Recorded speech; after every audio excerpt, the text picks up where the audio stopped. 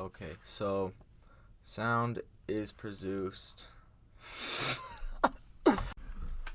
Okay, so sound, it's in the form of a wave, and a sound wave is formed by vibrations. These vibrations are caused by air molecules being compressed together and pulled apart over and over again. This pattern allows the sound to move through the air in a wave. And basically, the wave is caused by compression and rarefaction. Compression is a noun that refers to the region of air in which the molecules have been compressed. And there are a lot of molecules in a small area, so they're all compressed. Then a rarefaction is just the opposite. All the molecules are being pulled out, so it's a larger area with less molecules. On a guitar, basically the string will push forward when you pluck it, creating a compression. So it pushes all the molecules together. Then as the string moves back, it creates a rarefaction where all the molecules are being pulled apart, so it's a large area with less molecules in it. Resonance is what happens to the sound following the initial vibration. It's what is left of the initial vibration until it dissipates. And it can be affected by thousands of variables, including like how hard the initial sound, how hard the attack was on the initial sound, or even the material that the instrument is made of. Okay, so today I have a trumpet. It's a Bach Stradivarius Model 37. This is one of the most popular professional grade trumpets that you'll find. Some people love them, some people hate them, but that's not the point of the video. So the first part of a brass instrument is the mouthpiece. So this is where all the magic happens with the sound and the initial vibration. So the mouthpiece is composed of a pipe and a cup. So this is a cup, and basically you buzz your lips into it. So that initial vibration here can be manipulated by the speed of the air.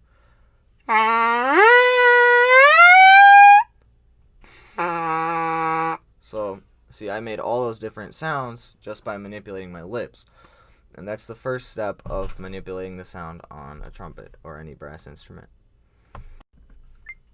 The next step to understanding the brass instrument is that the brass instrument is just a big long tube. So on the trumpet, it starts at the lead pipe where you put the mouthpiece in, goes down to the tuning slide, around, and then it goes through the valve section, and then it comes out down through the third valve slide, and it comes back up around this side and comes out the bell, and this is where the sound comes out.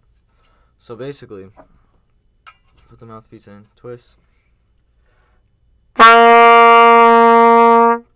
So that's my basic sound. That's the C. This is a B flat trumpet, so that's the concert B flat note, but it's called a C on this trumpet. So now, like I did on the mouthpiece, I can manipulate my air.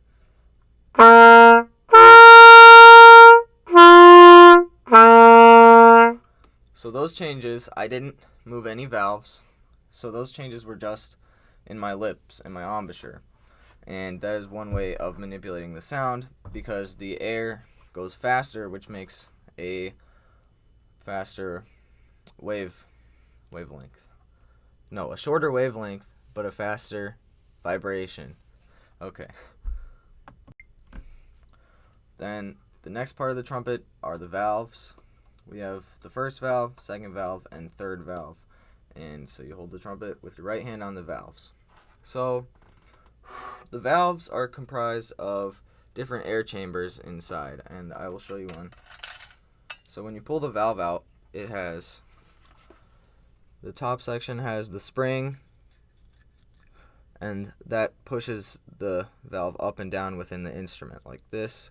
So when it's down, the air is going to go through a different chamber than when it's up. So that makes the instrument a different size, which allows the instrument to resonate at a different pitch. So if I put this back in,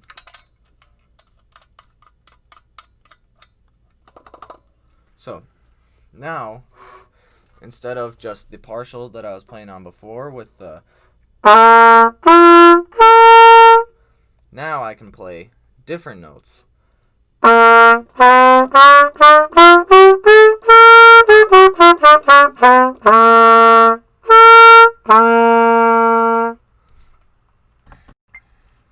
Now, the final way of manipulating the sound that I will talk about is the slide. Well, multiple slides, but this is the main tuning slide of the instrument, and in order to be in tune, you want to move this, and that all depends on the temperature outside and the quality of the air, because that affects the resonance.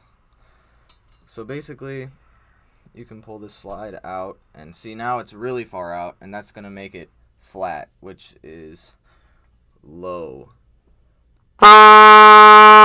So that's on a totally different note than what I want to be on. So let me put this back in.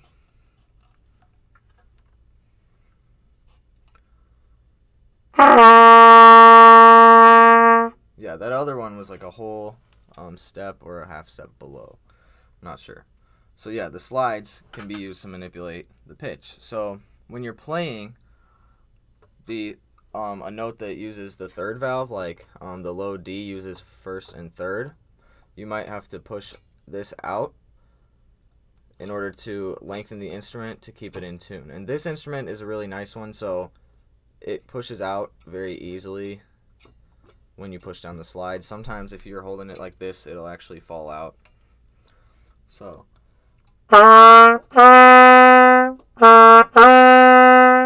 if I don't move the slide, it's just like, it's a little bit sharp. So that's one other way to manipulate the sound on a brass instrument.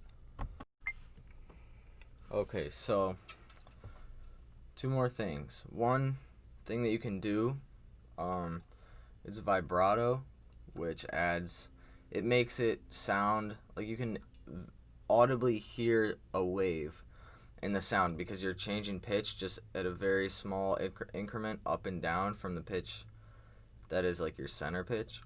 So you can either do it by moving the instrument,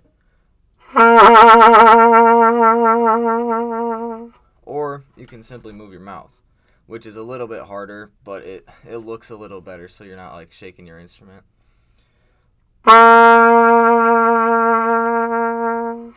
So then the second thing is a mute.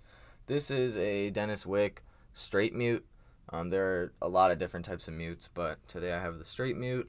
And so this actually changes the timbre of the instrument, because this is made of aluminum, so it's a different material.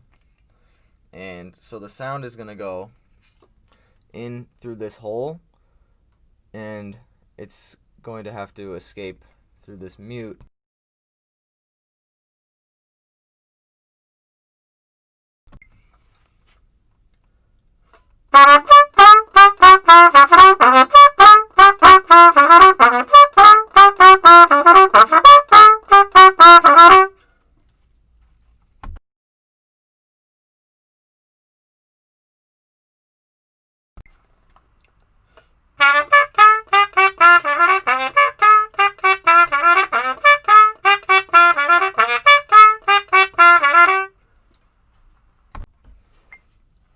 Articulation.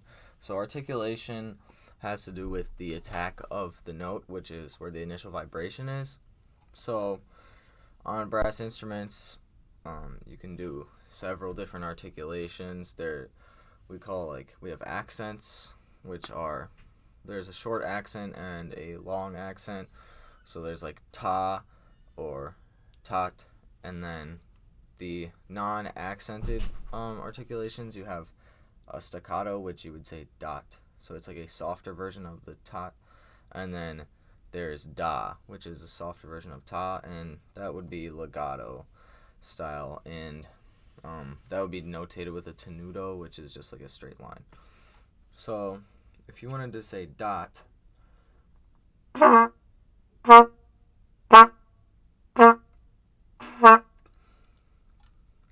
then a da,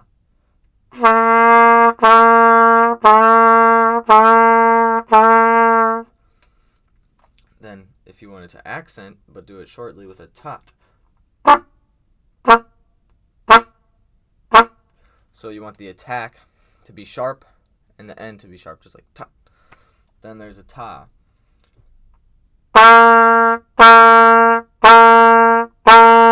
So you want the front of the note to be like t. Two bonus you can do inside your mouth to change the sound of the instrument. So there's flutter tonguing, where you make a note and then you go like rolling your tongue, but you do it into your instrument. So that's like starting and stopping the note really quickly. Hum while you play, which makes it polyphonic.